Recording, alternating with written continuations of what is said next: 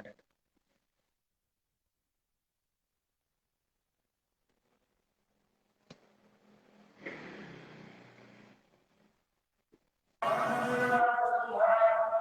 Halo, halo. Mas Edo. Mas Edo. Ah,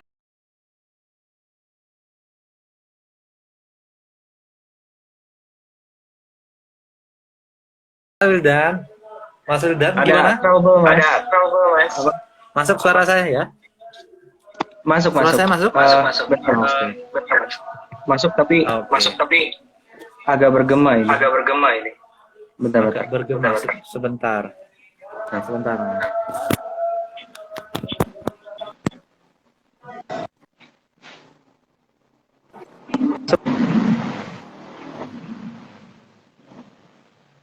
tes, tes, Tes tes, tes. tes. Tes Kedengeran, tes. Mas? Kedengaran Mas? Halo, halo.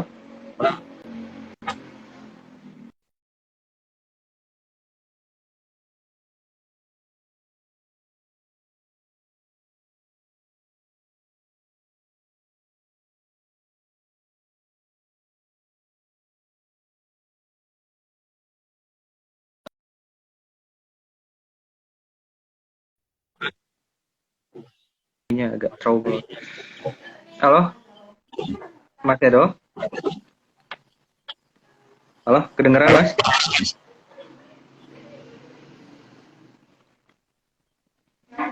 Suara Mas Edo hilang, Mas. Ya.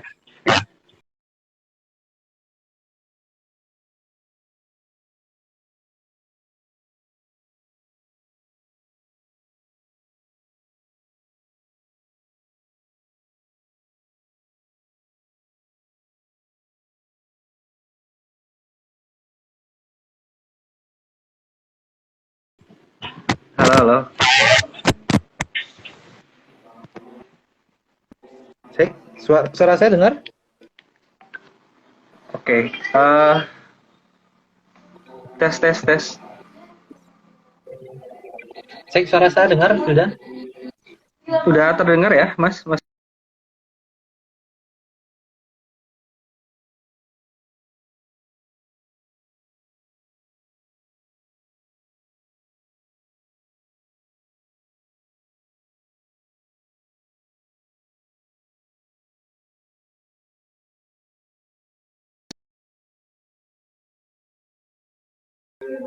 Halo, halo, Mas Edo. Halo Wildan. Tes, tes, Suara saya, tes. suara saya oke? Suara Wildan terdengar? Oh, udah terdengar ya, Mas ya? Oke. Kita mulai aja, Pak ya. Suara saya sudah terdengar jelas ya? Terdengar, Mas. Terdengar. Oke, oke. Siap. Oke, siap. Oke. Oke, Bismillahirrahmanirrahim. Assalamualaikum warahmatullahi wabarakatuh. Teman-teman semua, Waalaikumsalam. perkenalkan, nama saya Wildan Kalyubi. Saya merupakan salah satu pegiat Komite Independen Sadar Pemilu. Dan hari ini kita akan melakukan iktikaf perihal demokrasi ya Mas ya, bersama Mas Edo di sini, dan juga ada kawan-kawan di luar dari pegiat KISP nanti juga bisa ikut bergabung, berdiskusi lewat komentar dan juga menanyakan perihal seputar terkait partai politik dan juga anak muda ya Mas ya. Baik Mas Edo, mungkin Mas Edo bisa memperkenalkan diri, Mas. Mungkin karena teman-teman di sini juga ada yang belum tahu Mas Edo siapa dan latar belakangnya di bagaimana. Monggo Mas Edo. Oke, terima kasih Mas Wildan ya. Mas Wildan ya sahabat saya dalam pegiat pemilu sebenarnya Mas Wildan. Lama sekali kita nggak berjumpa pasti Mas Wildan ya. Mas Wildan juga lagi menempuh S2 di Universitas Indonesia seingat saya. Bang, sepertinya saya sudah cukup lama nggak ketemu Mas Wildan. Alhamdulillah dengan kondisi ini kita tetap bisa silaturahmi ya, tetap berbagi ya, sharing ilmu, saya pengalaman lah lebih tepatnya, berbagi ya, diskusi bersama. Oke, terima kasih. Waktu untuk perkenalan diri. Perkenalkan, nama saya Dwian Hartomi Altapat Maedo. Saya saat ini berprofesi sebagai tenaga pengajar atau dosen di program studi ilmu pemerintahan, Fakultas Ilmu Sosial dan Ilmu Politik, Universitas Pancasakti Tegal. Tegal. Masih dikatakan kategori baru karena memang ya saya sama Mas Yudan dan teman-teman KSP pastinya ya, kalau saya sudah sangat familiar lah dengan teman KSP yang luar biasa ya, pastinya juga terkadang teman-teman KSP hasil penelitian teman-teman KSP juga sebagai daftar rujukan, daftar yang saya sampaikan kepada teman-teman mahasiswa di Prodi Pemerintahan Universitas Pancasakti Tegal. Ya, sekarang kalau untuk domisili, ya saya di Tegal, tapi kebetulan sekarang lagi mudik. Nah, saya lagi di Wonosobo memang. Jangan tanya Pak, Mas lewatnya mana mudik ya? Adalah jalannya itu. Sebenarnya ada. Jalan tikus ya Mas. Di mana mudik saya. Kalau saya iya. di mana adanya, insya Allah di situ ada jalan. Insya Allah ada jalannya. Mau jalan tikus, jalan apa ada jalan. Ya. Alhamdulillah, ya saya di Wonosobo. Tapi mohon maaf nanti kalau misalnya terdengar ada suara petasan, ada suara pengajian, karena posisi rumah saya memang dekat, tidak begitu jauh dari lapangan dan dekat dengan masjid. Nah, ya. Nanti agak terganggu mungkin ada suara petasan, adik-adik kita yang habis taraweh dan lain sebagainya. Di sini juga baru selesai dari jam 8 tarawehnya. Ya, baik Mas. Itu perkenalan dari saya, Mas Wildan. Salam kenal dengan teman-teman KSP mungkin yang masih belum pernah ketemu dengan saya.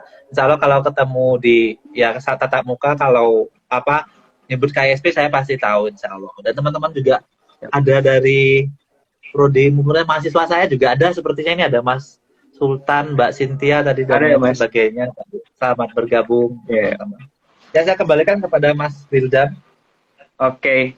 Makasih Mas Edo. Selamat bergabung juga teman-teman di acara ngobrol. Kita namai ini sebagai itikaf perihal demokrasi ya, karena memang kalau kita lihat itikaf itu lebih erat kaitannya dengan bagaimana ia merefleksikan diri, terutama hal-hal yang berkaitan di bulan Ramadan ya. Karena itikaf juga tidak hanya membaca Quran, tapi kita mempelajari segala aspek ya, sosio dan juga hal-hal yang berkaitan dengan kehidupan. Nah, menarik sebenarnya kita ambil hari ini terkait konsep partai politik yang modern dan inklusif bagi anak muda, karena memang ada hal yang sebenarnya bisa kita diskusikan dan kita refleksikan ya Mas Edo ya. Nanti mungkin saya juga ikut mendengarkan dari Mas Edo. Kita sama-sama mengalir aja mungkin ya Mas diskusi kita. Ya, benar. Sebenarnya pentingnya adalah ketika memang hari ini konteks perpolitikan dan juga demokrasi kita memang sedang disorot ya Mas ya. Terutama kan kalau kita melihat pernyataan ataupun penjelasan secara idealis bahwa partai politik kan merupakan sebuah bagian dari demokrasi. Nah, ini juga pandangannya Makridis juga berspekulasi bahwa memang sistem politik yang berjalan tanpa partai politik itu tidak ada. Justru kalau misalkan ada yang seperti itu, ya itu bukan demokrasi, tetapi otoritarianisme dan juga tradisional. Nah, dalam sejarahnya partai politik memiliki dinamika yang unik Mas, karena kita tahu bahwa kita selalu melihat bahwa partai politik itu wadah bagi kita ya Mas ya, untuk mengaspirasi dan juga bisa terlibat dan ini merupakan hal yang sebenarnya kalau kita benturkan dengan aspek generasi milenial hari ini, ia bisa mengaspirasi dan juga bisa terlibat dalam struktur partai politik misalkan, jadi pelaku aktor politiknya. Nah, menurut Mas Edo sebenarnya, Mas, bagaimana sih memandang partai politik hari ini di Indonesia, Mas? Saat ini menurut Mas Edo seperti apa? Ya, terima kasih Mas Wildan. Sebenarnya kalau kita berbicara partai politik sebetulnya tidak cukup 1-2 jam kita bahas pastinya ya. Itu sangat panjang sekali karena dari segala aspek yang dibahas pastinya. Pastinya akan bisa 1 malaman sampai kita qiyamul lail untuk nanti sholat tahajud mungkin bisa juga sekalian saya rasa. Karena memang saya rasa ada satu hal yang kita sepakati bersama tanpa kajian ilmiah atau apapun, masyarakat masih banyak berharap pada partai politik. Partai politik masih banyak PR yang harus diperbaiki, terutama perihal pendidikan politik, pengkaderannya dan lain sebagainya. Ini yang harus kita sepakati terlebih dahulu sebenarnya. Saya rasa itu tidak perlu menggunakan ilmiahnya atau lain sebagainya. Kita bisa lihat sendiri deh di lingkungan kita, fenomena-fenomena yang terjadi, bagaimana eh, pendidikan politik ya dalam kalau udah kita bicara undang-undang partai politik yang undang-undang nomor 2 tahun 2011 ingat saya ya, yang perubahan nomor tahun 2008 tentang partai politik kan jelas dia itu memiliki salah satu fungsinya adalah kayak pendidikannya itu sendiri. Nah, kalau kita harus merujuk ada salah satu kemarin yang akhir tahun kemarin sempat saya baca penulisan dari dosen Fakultas Hukum di Universitas Marwadewa. Itu dia mengatakan kalau sebenarnya kalau ketika pendidikan politik atau kaderisasi politik itu tidak berjalan dengan baik, itu akan kedua dampaknya ada dua, internal dan eksternal. Sehingga saya di jurnal hukum di Marwadewa, sehingga saya itu kenal publik, saya lupa namanya. Jadi mengatakan cuma ada dua, internal dan eksternal. Internalnya yaitu bagi diri sendiri, bagi internal partai itu sendiri. Ya, selain itu dan juga eksternal pada masyarakatnya, karena ketika berbicara pendidikan politik kan sebenarnya lebih pada beban moral partai politik itu sendiri ya. Bagaimana dia harus terus menyadarkan kepada masyarakat, menyadarkan kepada kadernya sendiri. Nah, ini bagaimana pendidikan itu menjadi penting. Maka saya katakan seperti nggak perlu kajian ilmiah dan lain sebagainya bahwa partai politik saat ini masih banyak PR yang harus diperbaiki. Terutama perihal apa ya pendidikan itu tadi. Nah memang meskipun ya banyak partai politik yang marah kepada ini mungkin ada yang lebih kekinian anak muda atau ada partai politik yang sudah lama sekali bertahan di Indonesia, sudah sangat lama sekali ya, sudah sangat eksis gitu ya partai politik. Nah tapi saya rasa hampir sama permasalahannya, baik partai yang lama, partai baru, itu kan menjadi masalah. Jangan sampai, nah ini yang selalu kita perhatikan, jangan sampai partai politik itu hadir di tengah-tengah masyarakat ketika menjelang pemilu. Nah, kan ini sangat kita sayangkan sebenarnya Mas Wildan ya. Karena banyak partai politik menjelang pemilu eksistensinya lebih tinggi. Eksistensinya lebih tinggi daripada sebelum-sebelumnya. Terus nanti ketika pendidikan politik tidak berjalan dengan baik, tingkat partisipasi politik menurun, yang disalahkan nanti malah penyelenggara pemilunya, KPU dan lain sebagainya. Bahkan LSM-nya malah disalahkan. Ini kok nggak ada berperan LSM-nya. Jelas KIST dan teman-temannya itu selalu berjalan terus. Nggak pemilu ada kita policy brief, saya baca teman-teman. Bisa dilihat di website. Aktif kali teman-teman. Termasuk Mas Wildan, saya juga tahu beberapa buku dan beberapa jurnal yang tulis kemarin saya sempat baca. Nah ini salah satu buktinya bagaimana sebenarnya sistem yang ada. KPU, nah kalau saya contohkan karena saya aktivitas sehari-hari di Kota Tegal. KPU kalau menjalankan pendidikan politik. Minggu lalu KPU Kota Tegal bekerja sama dengan Universitas Pancasakti Tegal perihal pendidikan politik ini terkait disabilitas. Nah, ini selalu berjalan terus bisa dinamis. Nah, terus jadi pertanyaan kita bersama adalah kemana partai politik yang sebenarnya salah satu fungsinya menjadi pendidikan politik? Jangan sampai pendidikan politik itu muncul hanya ketika menjelang pemilu saja. Ini kan sangat disayangkan sekali Mas. Menjadi PR kita bersama lah. Itu menurut saya itu tidak perlu kita kaji ilmiah dan sebagainya, tapi ini adalah PR bersama. Tapi kalau memang teman-teman yang masih muda, teman-teman yang masih idealisme masih tinggi, inilah menjadi PR kalian yang terjun di politik yang dikatakan Mas Wildan tadi lagi. Nggak mungkin demokrasi tanpa partai politik itu tidak mungkin. Nanti itu. Nah, makanya kalau siap terjun lah, inilah PR awalnya yang harus diperbaiki. Menurut saya seperti itu Mas Wildan. Jadi ya kita lihat secara fenomena ya, kita berbicara fenomena ya, itulah yang terjadi seperti ini. Dan itu PR kita bersama. Nggak bisa juga kita salahkan. Oh ini partai yang seperti ini, partai ini enggak. Kita juga anti pada partai politik itu juga masalah sebenarnya. Jangan sampai Iya. Itu Mas dan saya rasa tanggapan ke awal saya seperti itu sih paling. Iya. Teman juga. Iya Mas, menarik Mas. Memang suara saya kedengaran Mas ya. Saya pakai ini. Benar, pakai earphone. Oke, siap. Menarik, memang benar Mas. Salah satu memang aspeknya pendidikan politik yang sebenarnya merupakan tanggung jawab partai politik ya. Karena kalau kita lihat ya Mas ya, kita lihat masyarakat kita ini misalkan minim literasi ataupun pendidikan politik, tapi mereka bisa menyimpulkan sebuah sikap politik itu dari mana? Nah, sebenarnya kalau kita lihat tarik lagi ternyata dari setiap pemberitaan mengenai perilaku politiknya, perilaku aktor politiknya, kemudian kebijakan partai politiknya, misalkan yang sebenarnya dianggap tidak mewakili partisipasi aspirasi masyarakat. Nah, kalau kita tarik lebih jauh sebelum sebelum kita menguliti nanti kita berbicara mengenai konsep PAN-nya. Nah, menurut Mas Edo nih sebenarnya hari ini bagi anak muda sebenarnya partai politik sudah menjadi medium dalam hal mengartikulasikan kepentingannya belum sih, Mas? Oke, iya. Peran anak muda dan partai politik ya. Nah, ini saya juga sebenarnya gini, saya sulit flashback juga kemarin ketika koordinator KSP Mas Edward undang saya, Ya.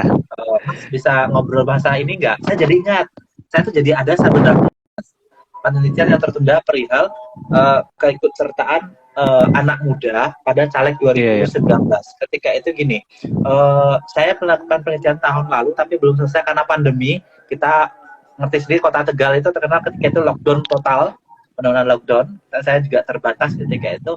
Penelitian saya tertunda perihal itu. Ada budaya yang menarik sebenarnya. Apakah partai politik bisa artikulasi atau tidak? Kita melihat fenomena, saya bercerita terkait fenomena data yang ada di Kota Tegal. Di Kota Tegal itu di DPRD-nya itu memiliki 30 kursi, Mas. 30 kursi. Nah, ada satu menarik dari ketika posisi caleg, posisi yang untuk yang anak milenialnya yang benar-benar terjun di dalam itu sangat minim sekali. Hanya 15%, 85 banding 15%. Ketika dia usia 35 ke bawah saya ambil ketika itu. Data awal yang saya dapatkan. Kenapa kok bahwa apakah anak-anak muda saat ini yang saya contohkan kasusnya di Tegal agak tidak tertarik ya dengan partai politik. Contohnya satu kasus lagi adalah ketika anggota DPRD Kota Tegal 2019-2024 yang paling muda usianya 27 tahun. Saya 27 tahun, Mas. Mas Wilda berapa usianya? Wah, saya masih 24, Mas. Bentar lagi siap nyalek berarti ya. Nah, ini saya sambung lagi. Saya sambung lagi. Ini namanya Mas DPRD Kota Tegal itu ada namanya Tengku Rizky. Kalau saya katakan namanya Tengku Rizky, kira-kira orang mana, Mas? Orang Tegal atau orang Depok atau mana kira, Mas? Tengku Rizky. Orang Aceh, Mas. Nah, itu dia, Mas. Ini yang menjadi temuan sebenarnya. Jadi anggota DPRD Kota Tegal paling muda itu adalah namanya Tengku Rizky. Orang mana? Orang Aceh. Maka sebab di awal-awal itu ada istilah yang mengatakan ini, Mas, caleg impor. Ini guyonan saja memang. Tapi Iya. Mas Tengku Rizky itu nggak masalah bagi dia. Memang caleg impor. Nggak masalah. Yang pertama, bahwa kalau untuk di kawasan pesisir pantai utara ternyata tidak terlalu banyak tertarik yang akan terjun di dalam itu, Mas.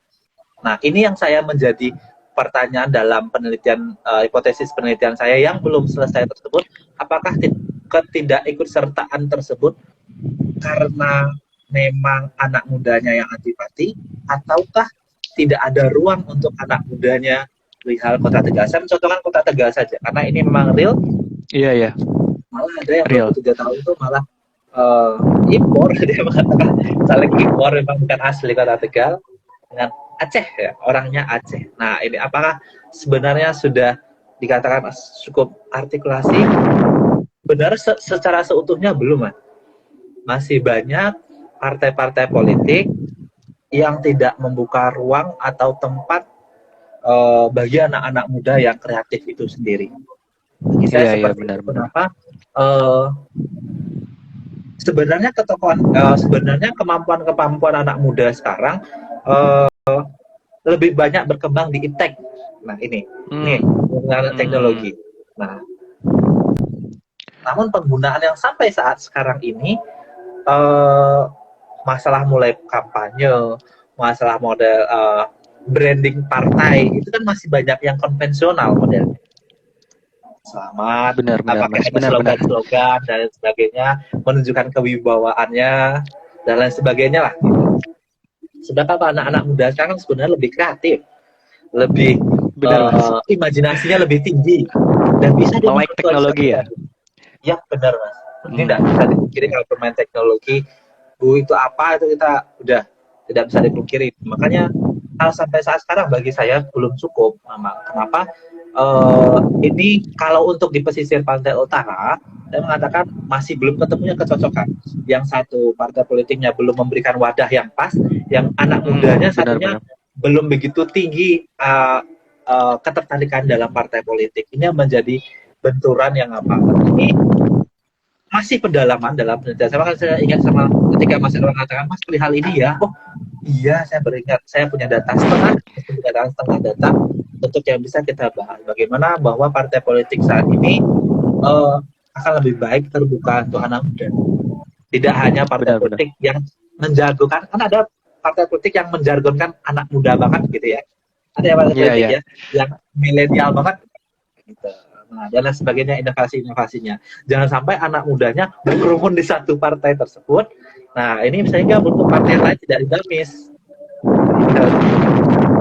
Partai saat saya rasa sangat masih perlu ditingkatkan, masih sangat kurang untuk Masih perlu. partai politik.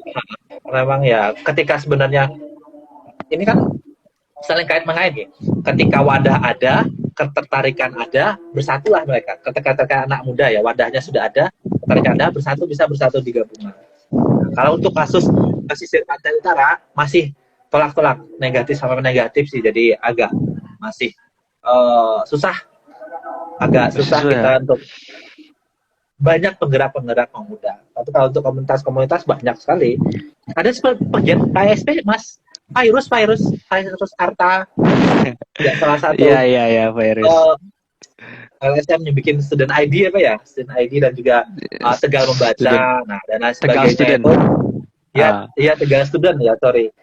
Tegal Student dan gabung dalam Tegal Membaca itu ada komunitas sosial, tapi nggak begitu fokusnya memang tidak terkait partai politik dan lain sebagainya. Itulah saya katakan kenapa sepertinya saat ini kita masih belum menjadi representasi partai politik, belum representasi muda, Mas. Apa perlu kita bikin partai satu lagi? Mungkin. Itu dulu Mas Rizal. Kayaknya perlu ya Mas ya bikin partai yang benar-benar bisa di Tegal, itu partai lokal Tegal kan menarik juga. Lokal Tegal gitu ya. Iya. Karena mungkin tadi ya Mas ya, karena memang dari satu sisi mungkin kita berbicara mengenai identitas ketegalannya itu tidak dirasa tidak terrepresentasikan. Mungkin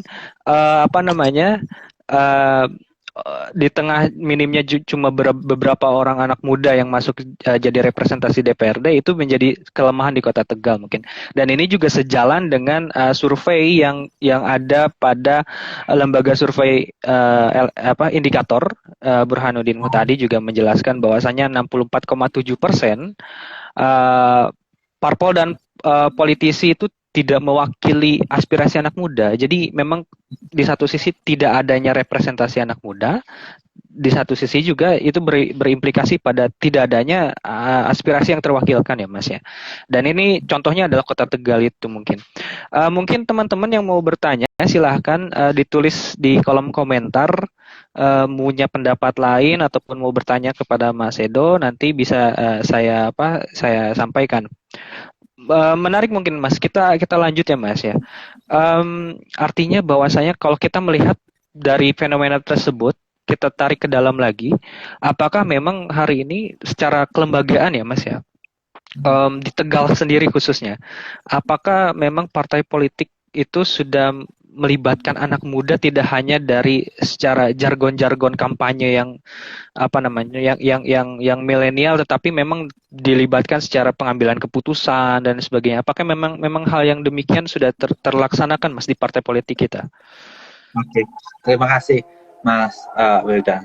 Ini saya lihat juga, ini ada juga kok teman-teman dari Kota Tegal, saya lihat ada Mas Iqbal Caki, ini mahasiswa saya. Ini Mas Iqbal Oh, iya, Caki, iya. mahasiswa saya. Orang asli Tegal, dia juga aktivis juga. Oh, Ini dia aktivis juga.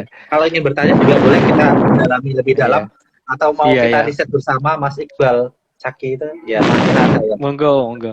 Iya. Nanti kalau ingin ditanya,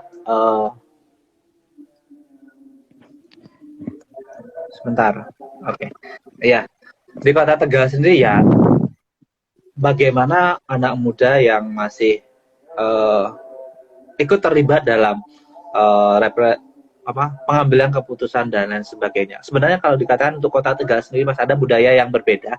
Memang seperti kalau harus dibandingkan dengan kota pendidikan seperti Jogja dan lain sebagainya. Karena memang eh, anak muda untuk Kota Tegal dia lebih banyak setelah kuliah atau apa lebih banyak bekerja. Aktivitasnya seperti itu. Ini budaya-budaya mereka yang memang sampai saat sekarang ini memang seperti itu. Saya contohkan untuk di beberapa kampus yang ada di kawasan pantai utara Jawa, rata-rata memang anak mudanya ternyata sudah bekerja di PT ini, sudah bekerja di perusahaan ini, atau bahkan sudah ada honor di pemerintah daerah seperti ini. Kalau seperti budaya seperti ini yang sebenarnya yang agak tidak terlalu Khawatir ya? banyaknya aktivitas anak muda yang terjun dalam partai politik, karena memang untuk bahkan perihal pendidikan politik dan kawasan pantai utara itu masih sangat minim memang Mas. Jadi untuk keterlibatannya juga sangat minim, karena bahkan untuk menyumbangkan ide ya, kan ini biasanya ya menyumbangkan ide, masukan dan lain Benar, Mas. sebagainya masih sangat minim memang kalau untuk kawasan daerah, karena itu basic budayanya, karena basic pendidikannya juga rata-rata memang banyak sudah bekerja. Mahasiswa saya juga terkadang yang pagi ternyata sudah kerja, minggu depan ternyata sudah kerja, belum lulus dia ternyata sudah dapat kerja dan lain sebagainya, sehingga beberapa gerakan sosial, gerakan memberi input kepada pemerintah daerah tidak bisa berjalan dengan maksimal. Ini memang yang jadi PR sebenarnya ya. Beda sekali memang, karena ketika di Jogja kan, karena kalau di Jogja kan kita juga susah ya kan, itu memang kota pendidikan dan lain sebagainya semua lengkap, Iya, iya. sarana dan lain sebagainya sana. Dan kita juga di Tegal itu juga saya harus ngakui kita perihal infrastruktur dan sebagainya masih agak kurang. Taman baca kita banyak, komunitas baca banyak, tapi sumber-sumber bacaan, buku-buku itu kita masih sangat minim, nggak seperti di Jogja banyak sekali ya, di tempat diskusi dan lain sebagainya, dan sumber buku bacaan dan apa itu sangat bisa sekali. Tapi kalau untuk di sini kita memang agak susah, sehingga dampaknya itu Mas, itu tadi yang mana teman-teman pemuda Kota Tegal masih minim, masih perlu ditingkatkan memang untuk perihal masukan-masukan yang bisa diberikan kepada pemerintah pastinya. Ini masih PR bersama, PR saya juga sebagai ya yang berkarir di sana di Kota Tegal, PR saya juga sebenarnya. Ini menjadi PR bersama. Saya juga pernah ngobrol sama Pak Thomas Budiono, KPU Kota Tegal, juga sering perihal dia bagian sosialisasi dan pendidikan politik bagi masyarakat di KPU Kota Tegal sering menjadi masalah. Ini menjadi masalah ada bagaimana pendidikan kesadaran anak muda, kesadaran masyarakat Kota Tegal itu sendiri yang memang harus ditingkatkan, bagaimana peran aktifnya tidak hanya memberikan suara ketika pemilu, namun juga berperan aktif memberikan input yang baik kepada pemerintahan. Oke. Oke, Mas. Oke, menarik Mas. Ini ada pertanyaan nih Mas. Mungkin saya bacain ya. Ini ya, ada beberapa pertanyaan. Bentar. Agak sedikit sulit nih. Ada dari Yanti Sukabumi Mas. Ini bagaimana menurut Mas Edo ini mengenai parpol yang dianggap menjadi representasi milenial hari ini seperti PSI dan Masyumi Ribon, itu harapan Mas Edo misalkan seperti apa, pandangan Mas Edo seperti apa misalkan? Dari Yanti Sukabumi Mas, yang paling atas yang oh iya Mas Sudarja, saya sepertinya skip banyak sepertinya. Iya banyak ini ya presentasi ya. Iya, ini salah satu kan sebenarnya adanya partai ini, boleh sebut merek sebenarnya ya, kita sebut PSI. Monggo sih Mas, monggo Mas. Ya itulah sebenarnya kalau mungkin kalau dalam kelas ya langsung sebut merek saja, karena kalau dalam kelas ruangan dunia pendidikan ya kita biasa saja, mungkin teman-teman mahasiswa saya yang paling ngerti itu saya sebut merek aja, mau partai A B C sampai Z, tapi ini kan kita publik ya. Yang disebut sama Mbak Yanti tadi memang benar ya, ini sebagai salah satu bentuk representasi ya. Hadirnya salah satu partai yang representasi terkait anak muda ini kan sebenarnya akibat kegelisahan itu tadi. Nah, ini wujud salah satu bentuk bagaimana anak muda tidak dapat ruang, tidak dapat tempat yang lebih untuk mengaktualisasi dirinya di partai politik. Pada partai politik yang lama, maksudnya ya, yang lebih telah lama eksis. Ya. Adanya hal itu kan sebenarnya dampak positif ya. Kita belum sampai melihat kekurangannya dan lain sebagainya, tapi dengan munculnya itu salah satu membuktikan bahwa partai politik yang lama sudah eksis, yang seeksistensi, namun masih belum mampu merepresentasikan itu yang ada. Ini kan dampak positif. Itu artinya bahwa harapan anak muda Indonesia, pemuda-pemuda Indonesia yang memiliki harapan tinggi itu sebenarnya masih ada peluang. Nah ini saya bercanda sama Mas Wildan. Apa kita bikin partai baru lagi aja? Ini kemana? Kan seperti itu sebenarnya. Benar Mas. Itu saya sangat senang sekali sebenarnya ini jadi lebih banyak anak muda juga lebih banyak tempat ketika kewujudannya. Tapi kan yang nama untuk berbicara partai politik itu kan kelembagaannya. Yang lembaga itu kan harus akarnya tuh harus kuat. Nah, kalau partai baru tuh kita tidak bisa dipungkiri tidak dapat tempat karena akarnya belum kuat. Contohnya untuk DPRD Kota Tegal sendiri untuk partai anak muda yang dikatakan representasi anak muda satu pun nggak ada yang lolos. Ada satu yang jadi anggota dewan. Adapun yang muda tadi itu dari partai yang lama, bukan yang baru. Nah itu Mbak. Makasih pertanyaannya Mbak. Siapa tadi Mbak Yanti? Ya itu menjadi mungkin adanya PSI contohnya ataupun Masyumi Ribuan kan menjadi salah satu jawaban mungkin selama ini partai-partai yang sebelumnya belum mewakili aspirasi anak muda mungkin ya Mas ya, seperti itu ya Mas ya. Oke. Baik Mas, ini Mas ada dari Desak 04 Trisna Mas. Bagaimana tanggapan Mas Edo tentang partai politik yang menjadikan tren kaderisasi anak muda sebagai salah satu upaya branding partai politik Mas? Oh ya, ini kaitan sama tadi ya. Bagaimana terkait tadi ya? Anak muda, yang anak muda ini branding partai politik. Ini kan sebenarnya berbicaranya sebenarnya strategi aja Mas. Iya. Mas siapa tadi ya? Ini sebenarnya strategi saja. Ini strategi bagaimana mengait itu semua. Jangan sampai kelompok milenial suara yang mengambang itu benar-benar terbang kemana-mana, tapi dikumpulkan menjadi satu. Apakah langkah itu baik ya? Nama kalau strategi politik kan bagaimana partai politik itu bagaimana merangkul orang untuk bisa bergabung dengan orang. Benar Mas. Banyak orang. Terus bergabung dengan dia, menyatukan ide, terus bagaimana bisa mengaktualisasi diri tadi.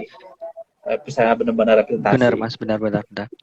Nah, oke Mas, saya mungkin punya pertanyaan lain Mas. Sebelum kita lihat ke pertanyaan teman-teman, saya mungkin ingin lebih bertanya lebih dalam ya Mas ya. Kalau kita kan tadi melihat konteks anak muda dan partai politik, brandingnya misalkan konteks milenial, generasi Z itu sering dikaitkan sebagai strategi khususnya sebagai branding dari suatu partai politik.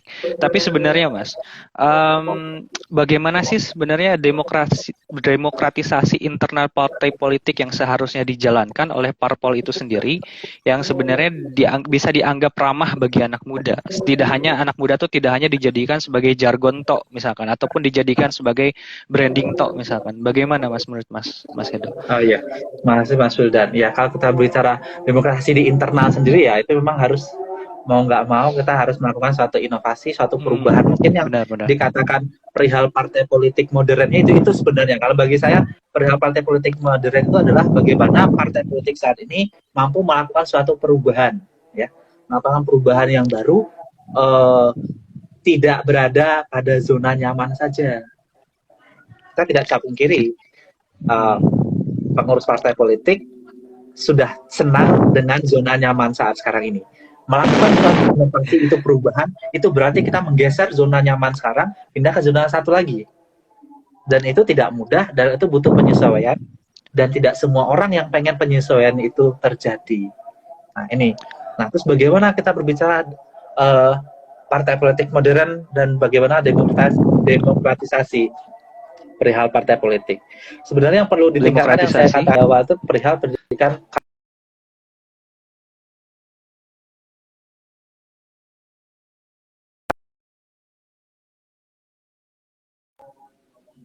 Suara saya dengar?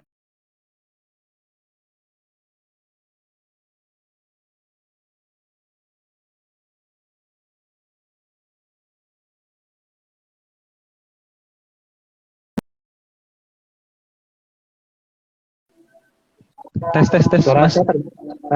saya Terdengar. Oke. Bumping sepertinya. Iya Mas. Sinyalnya hilang Mas. Monggo Mas. Lanjut Mas, sorry Mas. Nama kalau ngobrol santai ya pasti ada kendala-kendala. Nah, yang harus minum dulu. Iya. Kalau ngobrol santai. Iya. Sebenarnya saya udah lama pengen seperti ini gitu ya. Saya kemarin ini semenjak pandemi webinar kan formal ya. Ngobrol santai itu formal enak ya Mas. Gitu. Sambil meskipun minumnya saya biasanya air putih, itu tidak masalah sebenarnya. Gak masalah. Nah, kembalikan lagi tadi Mas ya. Kita ngobrol terkait Monggo Mas. Jenjang karir yang ada di partai politik.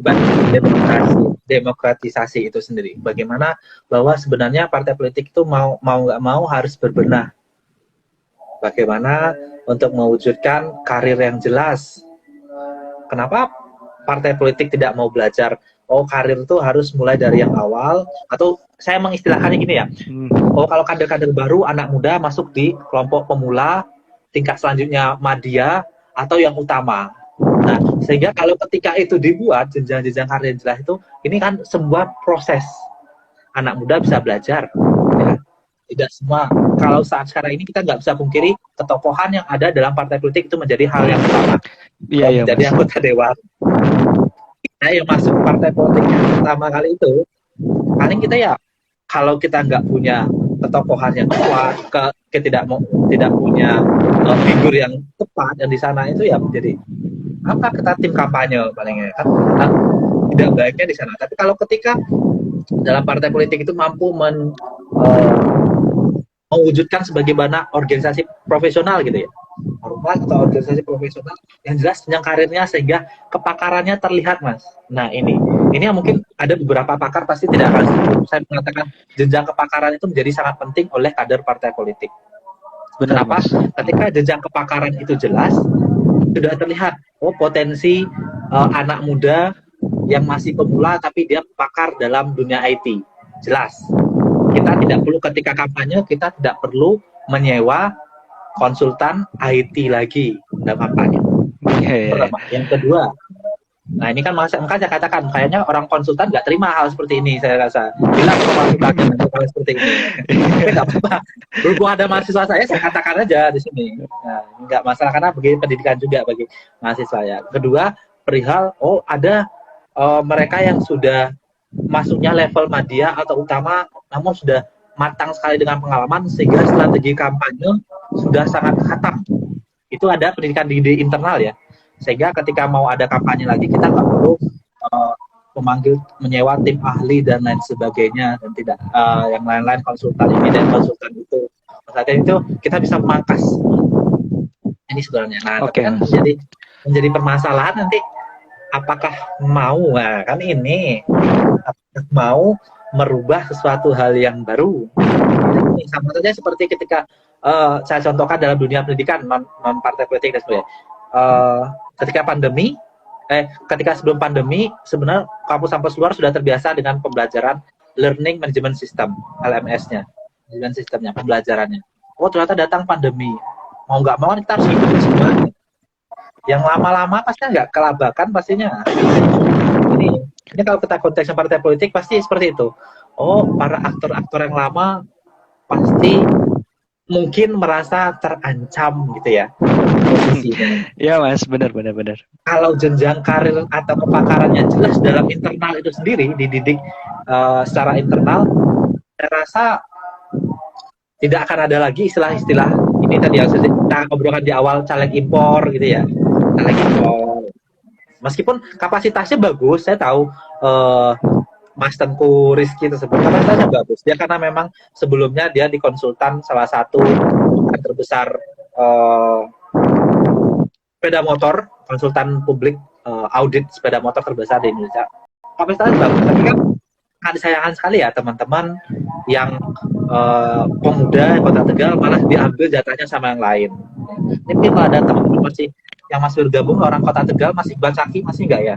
Nah, ini menjadi PR beliau sebenarnya asli orang Tegal tapi menghibahkan tempatnya oleh orang lain. Memang secara konstitusi boleh, tapi mau kita masuk dari orang luar terus impor terus, sama kapasitas sebenarnya ada. Ini masalah bagaimana kita terlibat di dalamnya. Paling itu Mas. Jadi bagaimana kalau bagi saya berbicara partai politik modern, bagaimana yang kalau berbicara demokrasi internalnya itu sendiri ya harus jelas jenjang karirnya, sehingga nggak ada lagi somot artis boleh ya ada boleh tapi konstitusi boleh nggak ada yang larang karena setiap orang kita memiliki hak dipilih dan memilih kan ini ya memilih. Jadi kalau orang mengatakan itu tidak benar artis menjadi partai politik, konstitusi membolehkan kok, mau gimana kan kita berbicara konstitusi boleh kan. Yang sebenarnya yang disayangkan adalah pengalamannya kan ini sebenarnya. Iya Mas. Bener Mas. Jangan sampai ada, masih ingat nggak ya ada dulu 2014 itu ditanya fungsi DPR, fungsi legislatif apa saja gitu. Ada anggota dewan kita kan nggak bisa jawab kan itu sangat dasar ya. Anggota DPR fungsi apa saja. Nah, kan, itu substantif padahal itu hal yang mendasar basic banget padahal. Utama gitu nggak bisa dijawab. Sudah lupakan, anggap masa lalu 2014. Oke, Mas. Nah itu Mas, berarti saya itu ada yang harus diperbaiki memang untuk internal itu sendiri dari partai politik itu. Berarti kalau misalkan punya asli Tegal misalnya representasi asli Tegal khususnya di Kota Tegal itu punya Tegal Pride ya Mas ya, kebanggaan tersendiri, jadi dia sudah tahu permasalahan Tegal, jadi bagaimana cara mengatasi sosiokultur masyarakatnya dan sebagainya, mungkin gitu ya Mas ya. Benar sekali Mas. Tahu dan merasakan Mas, merasakan itu Mas, merasakan akhirnya kan mereka yang merasakan oh ternyata usahanya di sini, tidak hanya secara mengamati karena terkadang apa yang kita lihat itu kan semuanya tidak benar ya. Lagi lihat media di video-video seperti bagus, tapi kan tidak merasakan itu kan itu menjadi PR sebenarnya. Iya, jadi PR Mas. Pasti gitu Mas sudah. Iya benar. Jadi memang ya apa namanya tuh harus bisa di apa ya, jenjang karirnya harus memang dipastikan. Ini yang jadi PR utama juga partai politik ya, demokratisasi internal. Memang kalau pandangan saya sendiri juga sebenarnya ada beberapa hal yang sebenarnya bisa sebenarnya partai politik harus bisa menelaah terkait apa namanya itu demokratisasi internalnya sendiri. Misalkan membatasi priorisasi kepengurusan parpol, misalkan kemudian ada transparansi penggunaan dana ya Mas ya. Jadi orang tahu dana itu digunakan untuk apa, karena dana itu sensitif untuk perkaderan juga bisa kan ya Mas. Kemudian membagi komponen politik Mas yang paling penting itu, jadi kenapa jenjangnya itu biar tidak terhambat, parpol mungkin harus bisa menelaah membagi kader-kadernya, mana kader yang memang disiapkan untuk jadi wakil rakyat, mana yang memang disiapkan untuk praktisi eksekutif, dan juga mana yang memang dia cocoknya adalah pengurus partai politik profesional gitu lah. Kayak gitu. Mungkin seperti itu ya Mas yang harus kita bagi. Tambahan saja sih sedikit dari saya. Ini Mas ada yang menarik pertanyaan dari Sucia Tifda nih misalkan. Kalau kita benturkan dengan obrolan kita tadi, itu kan, tapi kan kenyataan di Dewan itu masih banyak yang tua-tua duduk Pak Dosa. Gimana itu? Apakah anak muda masih belum dipercaya untuk duduk Dewan atau bagaimana? Ini problematika akses ya Mas, pertarungan akses. Di satu sisi juga bertanya terkait kualitas anak mudanya gitu Mas. Monggo Mas, menurut Mas Edo kayak gimana? Iya, terima kasih Ibu Suciati Fitriani Dewi Anggoroningsih. Ini salah satu ibu guru SMK di Sijunjung, SMK 5 kalau nggak salah. Nanti wah, mantap. Saya kenal sekali. Saya dari Sijunjung. Tentang pengalaman saya, ini kakak saya ini Mbak Suciati, Ibu Tria, Ibu Guru. Ya beliau juga banyak mengajarkan beberapa hal. Benar gini, Ibu Tria, saya manggil Bu Suciati atau apa? Saya biasanya Bu Tria, saya manggil Bu Tria. Ini berbicara apakah kapasitas kita masih rendah? Nah, ini ya. Kalau kita berbicara udah pertarungan masuk Senayan, kita tidak hanya berbicara kapasitas, figur dan lain sebagainya. Tapi ini enggak sih? Ya, ya, ya. Modal Ya, modal politik ya Mas ya. modal itu, modal politik. Selain modal manis, modal uang, modal politik juga penting. Nah, Banyak kok juga saya mengatakan banyak kok anggap yang pemuda eh, kalau di Jakarta itu siapa Mas Sultan ya? Tinatun apa ya? Yang jadi anggota dewan Pak ya ya? banyak Yang banyak. muda Ada gitu ya. Tinatun, ya, ada Putri Komarudin juga. Oh iya, kalau Komarudin. Saya tuh waktu untuk di DKI Jakarta itu saya pernah kunjungan waktu itu dari UPS kampus saya ke kunjungan sana diterima oleh dewan yang muda-muda itu. Waktu Hmm. biasa KKL, kegiatan KKL kita diterima oleh muda-muda. Maka saya ingat ada Pak Subhana kapasitas-kapasitas, tapi gini, ada beberapa hal yang memang harus ada level ini. Saya rasa nih perihal levelnya kalau memang kata masih modal politik kita belum kuat ya Ibu Tria ya, modal politik kita belum kuat langsung loncat Senayan itu satu hal yang berat, satu hal yang berat memang. Berarti ya, ya. Nah, makanya tidak heran ketika pemain baru itu kalau lihat di list daftar nama calon legislatif biasanya pas pemilu itu ya pasti banyak pertarungnya anak mudanya itu banyaknya di tingkat kabupaten kota memang karena ini salah satu bentuk uh, bahasanya apa ya penjajakan awal apa bahasanya lah monggo kita Hmm. menggunakan istilah awal cek pasar cek ombak nah, atau apalah bahasanya seberapa kuat kita seberapa kuat figur kita untuk di kawasan ini karena pengukurannya misalnya oh ternyata kita tidak cukup kuat di sini kelemahan kita sama ini analisis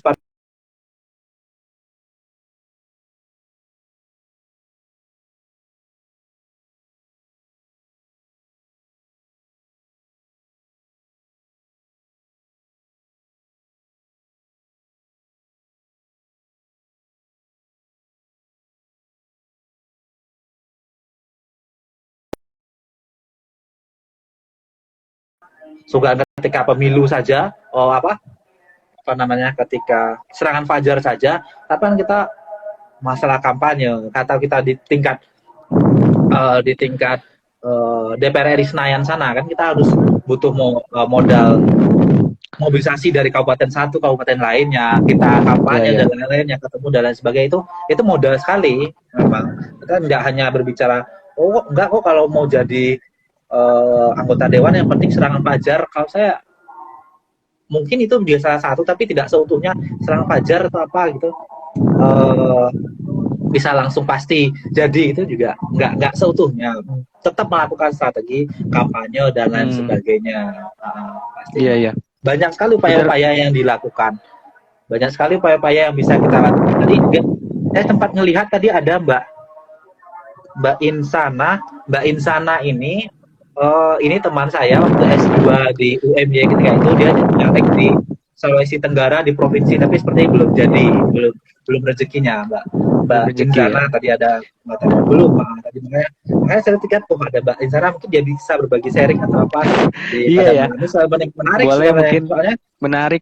soalnya saya berbicara di pantai pesisir utara Jawa mungkin di Sulawesi mungkin berbeda lagi itu maksud saya sebenarnya tapi itu Mbak Bu Tria terima kasih pertanyaannya Mbakku yang baik hati Mbakku Iya. yang di Menarik. si Jenjong memang uh, itu fenomena ini sebenarnya yang dikatakan Bu Tria adalah kegelisahannya kita semua juga Kegelisahan ya. rata-rata bahannya kok tapi kan masalahnya itu tadi yang dikata Mas Wildan kita tuh belum cukup ruang untuk di partai politik itu sehingga kita Iya, seberapa pertarungan-pertarungan besar ya. kita mampu mengartikulasikan kita diri kita sendiri untuk membuat figur. Nah, ini kan kita kalau Nah, meskipun kita tokoh kan kita butuh tempat ya.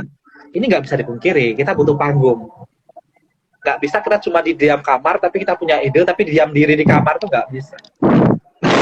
Kita iya Mas. butuh kita butuh upaya untuk terus menulis dan lain sebagainya. Butuh tampil di publik itu tidak bisa dipungkiri itu menjadi modal sosial juga bagi makanya terima kasih saya ucapkan ke Bu Tria ya memang ini kesan kita bersama tapi intinya kita tidak kekurangan kualitas ini masalah waktu optimisme yang harus kita jaga selalu dan pasti yang anak-anak muda seperti saya sendiri pastinya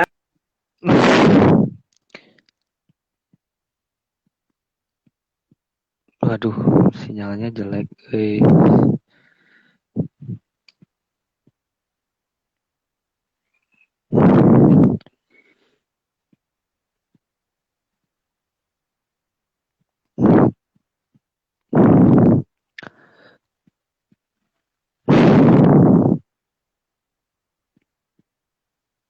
Tes.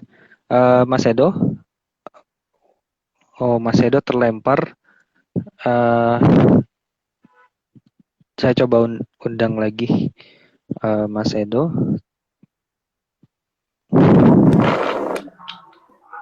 Halo, Mas Edo. Halo, Wah, Mas Edo. Halo, Mas Edo. saya terputus tadi ya? Atau Iya, ya Mas Wildan? terputus. Iya, terputus. Oh ya Tadi, Allah, maaf. oke. Tadi, oke. Lanjut Mas Edo, mungkin Lanjut, Mas kita Edo, masih mungkin ada kita masih ada 10 menit lagi nih. 10 menit lagi nih. Yap. Apa yang diskusi ini ada sepertinya dari Pak dosen Universitas Indo Global Mandiri Palembang. Oke, monggo. Monggo. Saya terputus tadi, Mas. Iya, Soalnya iya. pertanyaan yang di atas seperti hilang. Ini Mas, ada suaranya dari- agak menggema. Suaranya agak menggema, Mas. Oh, sorry. Oke, ini Ini ada Mas Bizar ya. Mas Bizar. Di zaman ya. sekarang ini sasaran Zaman paling sekarang ini sasaran paling tepat pendidikan politik pendidikan itu diberikan politik kepada itu siapa sih, diberikan Pak? kepada Katanya. siapa sih, Pak? Katanya. Anak muda, orang tua atau Anak pekerja muda, atau orang tua siapa? pekerja Gitu. atau siapa? Kemudian Iya. saya bacain lagi ya, Mas Saya ya. bacain lagi ya, Mas ya. Oh, ini statement ya. Oh, ini statement ya. Parpol cuma Parpol untuk elit, cuma kita untuk yang elit, kita yang bukan bagian dari oligarki, bagian dari sulit oligarki, untuk masuk sulit terlebih untuk politik masuk uang terlebih politik uang yang terkenal. yang terkenal. Monggo Mas. Gue Mas Edo. Mas Edo. Ya. Sebelumnya saya menyapa yang terakhir dulu aja ya pernyataannya ya. Ini sahabat saya Mas Bapak dosen Muhammad Quranul Karim ya. Muhammad Quranul Karim dosen Universitas Indo Global Mandiri Palembang. Sama-sama dari prodi pemerintahan, sama-sama juga fokusnya terkait politik dan keistimewaan Jogja kalau dia dulu. Tapi sepertinya Wah. sekarang kalau saya baca Berat.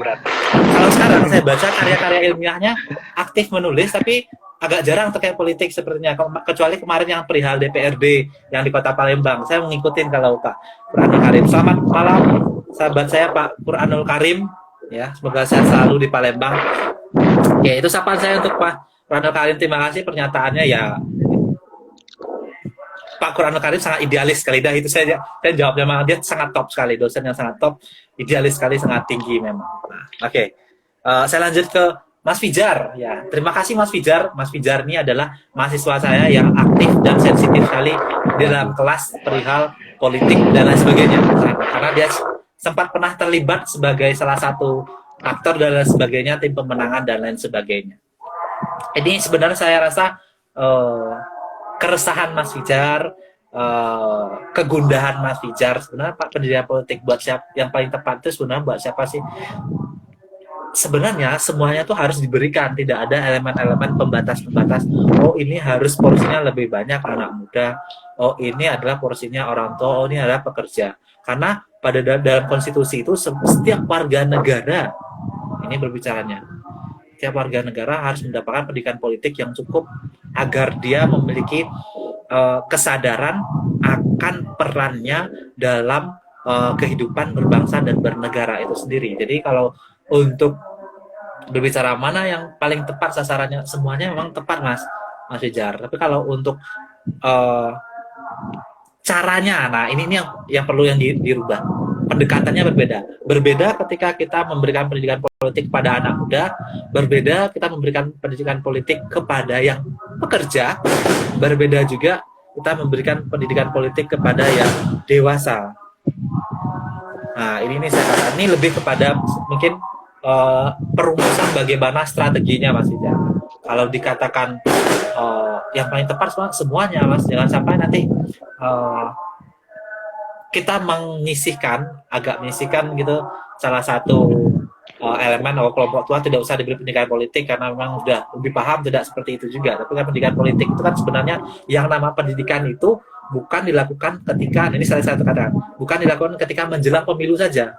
Kita belajar kan salah satu proses pendidikan ya. Apakah hanya setahun saja kita belajar? Tidak kan? SD 6 tahun, SMP 3 tahun, SMA 3 tahun, kuliah paling 3,5 tahun sampai 4 tahun. Untuk S1, S2 paling 2 sampai 3 tahun. Nah, kan ini ada proses waktunya. Nah, proses waktu inilah yang kita kerjakan secara maksimal. Nah, anggap aja kalau udah mau pemilu itu ada jenjangnya. Anggap saja kalau kita udah mau pemilu berarti kita harus kerja keras. Anggap aja kita mau skripsi kalau lagi kuliah. Oh, ini harus lagi skripsi nih, menit akhir ini. Tapi semuanya kan proses tetap berjalan. Nggak pemilu pun ya tetap kita harus tetap melakukan pendidikan politik, mau tidak mau, suka tidak suka, seperti itu Mas Wildan. Ya terima kasih Mas Fijar ya. Nah, Mas Fijar ini juga salah satu tim pemenangan di Pilkada Pemalang ya, Pemalang 2020. Mahasiswa saya. Aslinya Pekalongan, dan juga dia sering membantu program prodi pemerintahan, baru sering membantu saya maksudnya. Kalau Mas Fijar, terima kasih Mas Fijar. Intinya kita bergerak bersama Mas Fijar ya. Jadi tidak ada kita menyisikan yang paling tepat di mana. Bahkan yang saya katakan tadi, kelompok disabilitas itu juga penting. Iya. Jangan sampai kita tersisihkan hal seperti itu. Itu. Oke, saja Mas Edo. Dari saya, Mas Edo, satu pertanyaan terakhir dari saya mungkin ini sebelum nanti kita ke closing statement. Ini Mas, pertanyaannya adalah sebenarnya faktor apa sih yang menurut Mas Edo menjadi penghambat dalam membentuk partai politik yang inklusif bagi anak muda secara jenjang karir, secara berjenjang. Karena kalau kita lihat di pilkada itu kemarin ada yang keterpilihan anak muda, tapi kan kalau kita trackingnya itu dia punya latar belakang apa misalkan, ternyata anak politisi, anak elit politik kan, ini kan artinya dia tidak merasakan perjenjangan perkaderan dari partai politik tersebut ya Mas ya. Apalagi harus misalkan pencalonannya harus membeli perahu dulu, memberi kendaraan partai politik, nah itu kan yang jadi permasalahan. Selain itu Mas, menurut Mas Edo, yang menjadi hambatan untuk inklusivitas partai politik itu apa Mas? Monggo Mas, mungkin Terima kasih Mas Wildan. Ya, bentuk eksklusivitasnya partai politik yang menjadi penghambat itu adalah, bagi saya adalah zona nyaman para tokoh-tokoh politik sebelumnya yang tidak mau diganggu. Itu saja sebenarnya menjadi. Coba sedikit ya, coba kita bicara inklusivitas dan sebenarnya kita bagaimana kita melihat terbuka sedikit, melihat cara pandang mereka seperti apa, keinginan mereka, dan kita bisa mampu menyerap itu sebenarnya. Nah, makanya kaitannya sama yang dikatakan Ibu Tria tadi, Ibu Guru tadi. Kenapa kok malah masih juga orang yang senior-senior ya? Karena ini yang kita katakan, kalau nama perubahan itu tidak semuanya bisa menerima. Bagi yang kelompok-kelompok zona nyaman itu sangat sulit sekali. Sehingga kita sangat sulit, kelompok anak muda sangat sulit untuk masuk. Ya. Kalau saya katakan ketika di awal tadi, ketika ada keinginan dan ada tempat itu bisa kita satukan. Tapi yang paling ketika ada keinginan tidak ada tempat itu kan juga sulit Mas. Nah ini makanya ketika bagaimana ketokohan, kefiguran partai politik itu penting. Saya nggak menyalahkan, ini terlalu sangat figur.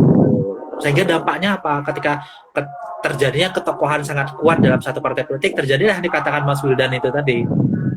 Akhirnya dia comot anaknya, dia comot ponakannya, dia ngambil ini taruh di sini. Ini biar menang. Kalau sebenarnya kalau kita prinsip ketika ada orang ngambil, ini taruh di sini, berarti kan itu salah satu bentuk ketidakpercayaan sama kader sendiri ya. Kan ini yang jadi masalah. Kita tidak percaya sama kader sendiri. Benar-benar. Kenapa? Mungkin karena tidak percaya karena mohon maaf nih, ternyata dari segi modal keuangannya tidak cukup, dan untuk salah kader kita yang lain saja. Ini kan tidak. Ini kan sebenarnya tidak baik. Ini membuat kita anak muda tidak bisa masuk ke dalam itu sendiri. Padahal saya rasa banyak sekali anak muda yang pengen memperbaiki sistem politik di partai politik itu sendiri. Nah, tapi para tokoh, para figur terkadang agak sulit menerima perubahan itu.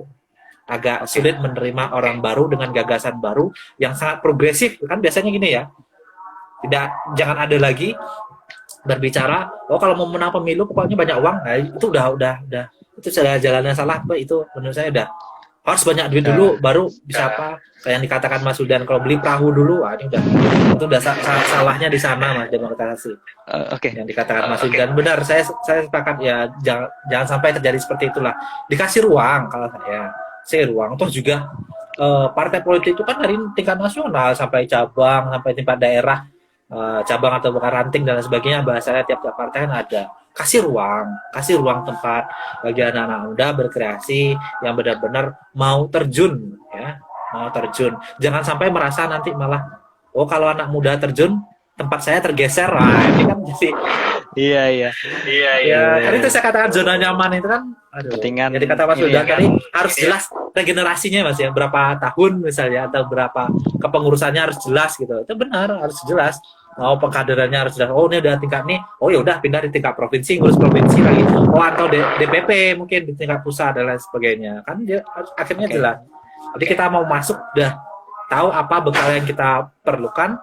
Tidak hanya berbicara, oh kalau mau jadi anggota dewan, uang dan uang, itu udah salah mindset yang salah. Bagi saya itu Mas Wildan. Oke. Oke, Mas Edo. Oke, Mas Edo. Mungkin karena ini waktunya dibatasi 1 jam ya, Mas. Sudah mau 1 jam. Siap. Mungkin closing statement Mas dari Mas Edo sedikit aja misalnya terkait kesimpulan apa pembicaraan kita. Monggo Mas Edo. Ya. Monggo, Mas Edo. Oke, terima kasih teman-teman yang bertahan sampai akhir diskusi, teman-teman KISP, teman-teman mahasiswa Prodi Pemerintahan UPS Tegal, dan teman-teman lainnya dari tadi sampai kakak saya juga ada yang ibu guru, tadi juga saya lihat dari Pak dosen Palembang, tadi juga ada sahabat saya dari Mas Jeli Anggara itu dari Jakarta. Terima kasih diskusi hari ini ya. Kita berbicara terkait partai politik modern dan bagaimana inklusivitas anak muda bisa terlibat di dalamnya. Ini pertama bahwa mau tidak mau partai politik harus segera berbenah. Ini yang pertama bagi saya. Partai politik itu harus segera berbenah. Harus mampu melakukan suatu terobosan, suatu inovasi yang mampu mengadopsi semua kalangan. Ya, menjadi representasi semua kalangan, baik itu anak muda, kalangan tua, atau yang bahasanya senior dan lain sebagainya, ini harus mampu. Anak muda harus selalu diberi tempat untuk mencari ruang aktualisasi diri. Anak muda juga harus mau terjun dalam partai politik, jangan sampai ada anak muda yang anti terhadap partai politik dan lain sebagainya. Ini salah satu kesatuan yang mana agar kita bisa terwujudnya partai politik modern, anak muda bisa mampu menunjukkan eksistensinya, membangun ketokohannya dan lain sebagainya. Saya rasa itu tetap semangat untuk anak muda, harus tetap optimis ya. Karena kalau pemudanya kalau sudah pesimis, nah itu salah satu bentuk kemunduran dalam sistem politik dan negara demokrasi kita. Masa depan Indonesia ada nanti di tangan kita semua, pemuda-pemuda semua. Memang harus bersabar kita dalam belajar dan terus belajar. Ini tidak bisa dipungkiri, tidak ada semuanya yang instan. Kalau semuanya yang instan itu pasti akan berujung tidak baik. Itu saja dari saya. Oke. Ini itu saja dari saya, Mas Wildan. Oke, Mas Edo. Terima kasih banyak karena ini 1 menit lagi. Terima kasih banyak Mas Edo sudah mau meluangkan waktunya. Lain kali kita bertemu kembali ya Mas ya. Terima kasih teman-teman juga yang sudah ikut hadir. Saya tutup ya Mas ya. Teman-teman, terima kasih.